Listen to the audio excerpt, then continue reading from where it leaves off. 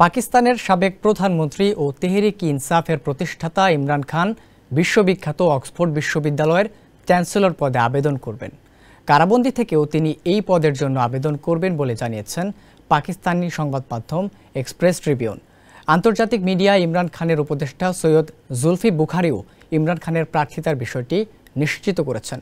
মূলত দীর্ঘ ২১ বছর দায়িত্বে থাকার পর লর্ড প্যাটেন পদত্যাগ করায় অক্সফোর্ড বিশ্ববিদ্যালয়ের চ্যান্সেলর পদটি শূন্য হয়। এরপর এই পদের জন্য আবেদন করতে আগ্রহ প্রকাশ করেন ইমরান।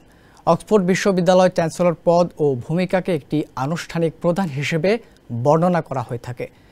সাধারণত এই পদে আজীবনের জন্য নির্বাচিত একজন বিশিষ্ট ব্যক্তিত্ব সমস্ত অনুষ্ঠানের সভাপতিত্ব করে থাকেন। একমাত্র ওয়ালটন এসি দিচ্ছে ১ বছরের রিপ্লেসমেন্ট গ্যারান্টি এবং কম্প্রেসরের ১০ বছরের গ্যারান্টি। ইমরান খান ১৯৭২ সালে অক্সফোর্ডে অর্থনীতি ও রাজনীতিতে অধ্যয়ন করেছিলেন। তিনি বিশ্ববিখ্যাত এই বিশ্ববিদ্যালয়ের ক্রিকেট দলের অধিনায়কও ছিলেন। ইমরান ১৯৭১ সালে পাকিস্তানের টেস্ট ক্রিকেট দলের হয়ে আন্তর্জাতিক ক্যারিয়ার শুরু করেন। এছাড়া ২০০৫ সাল থেকে ২০১৪ সাল পর্যন্ত ব্র্যাডফোর্ড বিশ্ববিদ্যালয়ের চ্যান্সেলর হিসেবেও দায়িত্ব পালন করেছেন পাকিস্তানি এই তারকা ক্রিকেটার।